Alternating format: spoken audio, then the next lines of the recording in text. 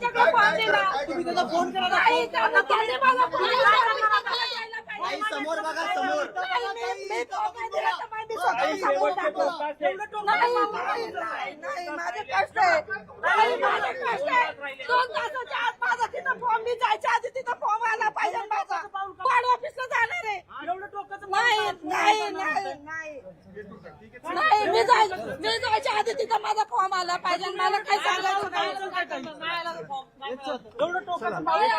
मला काय करायचं.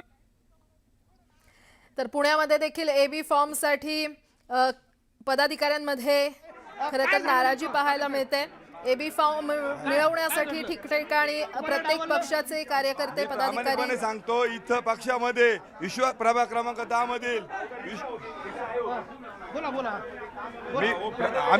मी पक्षाचा प्रामाणिक कार्यकर्ता आहे। गिरीश भाऊ जे आदेश देईल तो मी मानणारा कार्यकर्ता आहे।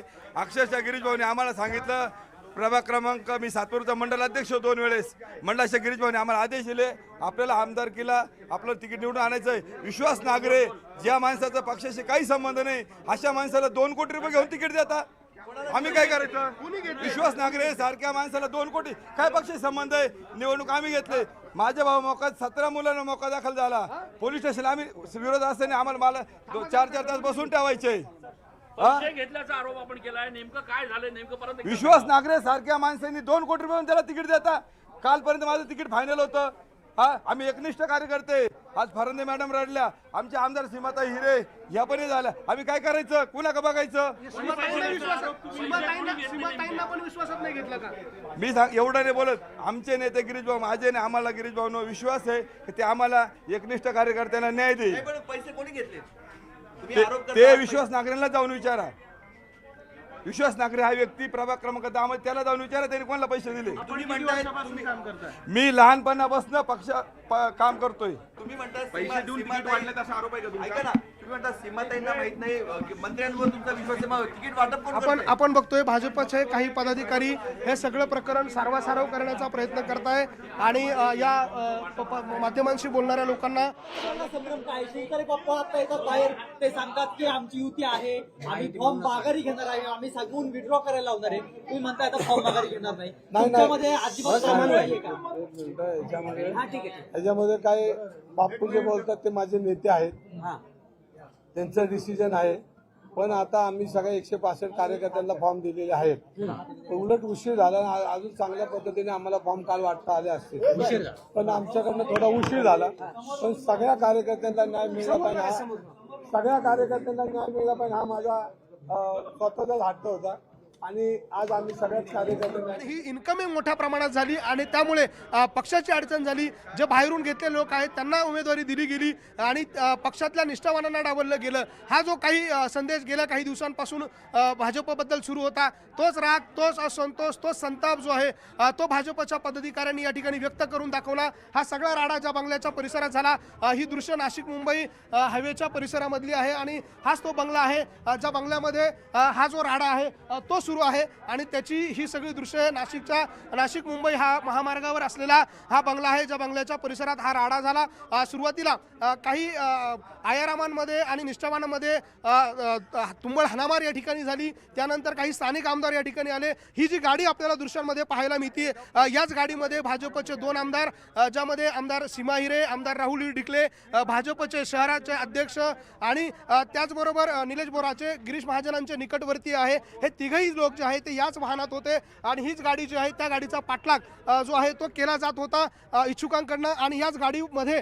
हा सगळा थरार जो आहे तो पाहायला मिळत होता। या गाडीमध्ये देखील काही डॉक्युमेंट पडलेले आहे। हीच ती गाडी होती जी गाडी नाशिकच्या औद्योगिक वसाहतीमध्ये फिरत होती नाशिक मुंबई महामार्गावर पळत होती तिचा पाठलाग जो आहे तो केला जात होता इच्छुकांकडनं कारण इच्छुकांचा दावा आहे की काही आयारामांमुळे आपली उमेदवारी कट होईल आणि याच गाडीतून एबी फॉर्म जे आहे ते वाटले जात होते आणि त्यामुळे राडा झाला होता। नेमकं काय घडलंय तुमच्याबरोबर काय नेमका प्रकार आहे सगळा? भारतीय जनता पार्टीत जे काही निष्ठावान कार्यकर्ते आहेत सातपूर भागातले ते 20-30 वर्ष आम्ही काम करतो आहोत। आमची ही जी अपेक्षा आहे की भारतीय जनता पार्टीच्या पॅनलमध्ये नव्या जुन्याचा समावेश करून निष्ठावंतांना उमेदवारी मिळाली पाहिजे या मागणीकरता आम्ही इथं आलेलो आहोत।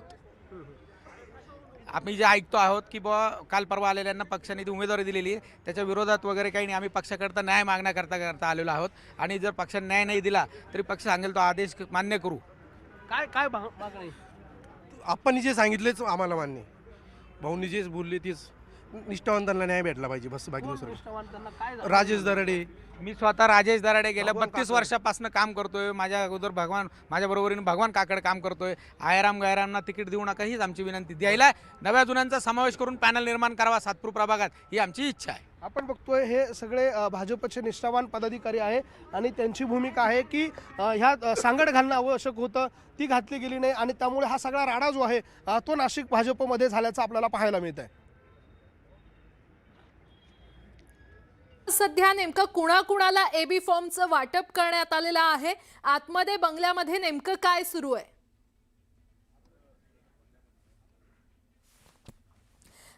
लक्ष्मण, तुमच्याकडून वेळोवेळी या संदर्भातले अपडेट घेत राहू. तुर्तास धन्यवाद या संपूर्ण आढाव्यासाठी, या माहितीसाठी. आणि आता आणखीन एक मोठी बातमी, पुण्यामध्ये एबी फॉर्मसाठी इच्छुकांनी गर्दी केलेली आहे. एबी फॉर्मसाठी पदाधिकाऱ्यांना अश्रू अनावर झाले असल्याचं पाहायला मिळतंय. पुण्यातली दृश्य, पुण्यामध्ये एबी फॉर्मसाठी इच्छुकांनी मोठ्या प्रमाणात गर्दी केली आहे आणि एबी फॉर्मसाठी काही कार्यकर्त्यांना, इच्छुक उमेदवारांना अश्रू अनावर झाले. आणि तिकडे पुण्यामध्ये अगदी शेवटच्या क्षणाला एबी फॉर्मचं वाटप करण्यात येत आहे. अमोल बालवडकर एनसीपी अजित पवार पक्षामध्ये प्रवेश करणार असल्याची माहिती मिळते. भाजप नगरसेवक अमोल बालवडकर यांची उमेदवारी कापल्यानंतर आता ते राष्ट्रवादी अजित पवार पक्षामध्ये प्रवेश करणार आहेत. उमेदवारी कापल्यानं नाराज झालेल्या बालवडकरांनी आपण राजकीय अस्तित्व टिकवून ठेवण्यासाठी राष्ट्रवादी पक्षात प्रवेश करत असल्याचं सांगितलंय. विधानसभेला चंद्रकांत पाटलांना विरोध केल्यामुळे उमेदवारी कापल्याची चर्चा राजकीय वर्तुळात सुरू आहे. शब्दावरती मी थांबलो. चंद्रकांत दादांचा प्रचार करा, 1 लाख मताधिक्याने दादांना निवडून दिलं. तेव्हा चंद्रकांत दादा माझ्या घरी आले, सर्व विषय संपला. तुला महापालिकेमध्ये चांगली संधी देऊ, तुला चांगलं फ्युचर असं मला सांगितलं. आणि त्या आशेवरती एक कार्यकर्ता त्या ठिकाणी भारतीय जनता पक्षामध्ये प्रामाणिक काम माझ्या सर्व जनतेने पाहिलेलं आहे. आणि आज माझ्यासोबत हा दगा फटका पक्षाने केलेला आहे. आता याबाबत खऱ्या अर्थाने गेले 2 दिवस अतिशय तणावातून मी गेलेलो आहे. माझे सर्व कार्यकर्ते, माझ्यावरती प्रेम करणारे माझे सर्व कुटुंबीय, आणि जर अशी पद्धत जर कुठलाही पक्ष अवलंबत असेल तर निश्चितपणे माननीय देवेंद्रजींचे शब्द आहेत की बाबा तुम्हाला राजकारणात जिवंत होण्यासाठी काहीतरी निर्णय घ्यावा लागतो. त्यासाठी मी माननीय अजितदादा यांच्या नेतृत्वामध्ये राष्ट्रवादी पक्षामध्ये जाण्याचा निर्णय घेतलेला आहे.